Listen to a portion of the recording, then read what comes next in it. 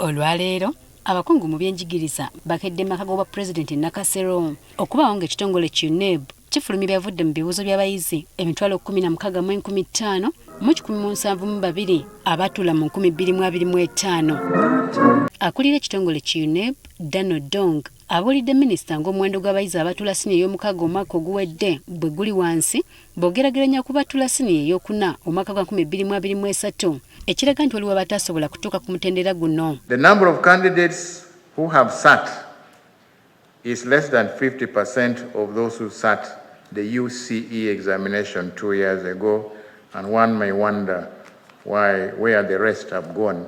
However, it's our contention that there are several post-UCE pathways that are available to our learners at this level. Mu ngeri gy'oyinza okugamba nti yeewuunyisa, Odongo atugambye nti amasomo ga ssayansi ge gakkiza okukolebwa obulungi ddala bw'ogeraganya n'amasomo ga arts nga kino kyavudde ku ky'abayizi okulemwa okutaputa ebibuuzo mu masomo ga arts kukakana nga bangi bagudde.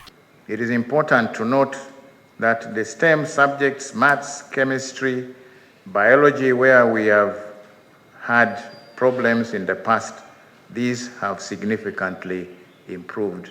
Okwawukanako ku mutendera gwa siniya ey'okuna, Odongo agambye nti abazze beenyigira mu ky'okubba ebigezo balabika nga baalokose anti ssente za 47 zokka ze zasangibwamu omuze guno.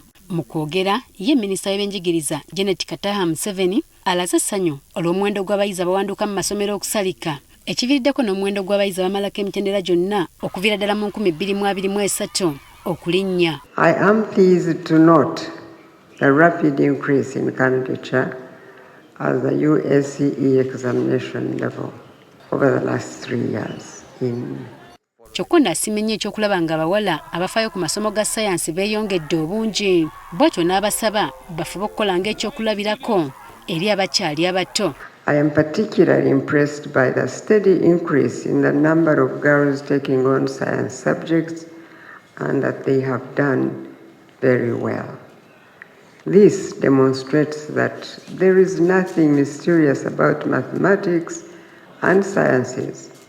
What we now need is more encouragement and the presence of the role models of mothers in our society who are scientists. Ono agambye nti kati buli kyetaagisa kikolebwe okulongoosa mu busomesa bw'omutendera ogwa siniya ey'okutaano ne siniya ey'omukaaga kiyambe okuggyawo omuwaatu oguliwo wakati w'ebyensoma ebyaterezebwa edda ku mutendera ogusooka ogwa siniya 1 okutuuka ku siniya 4.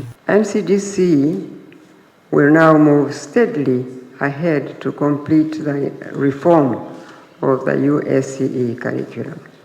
And when this is completed, I expect that the exciting story we had at UCE will also be told at this level, at A level.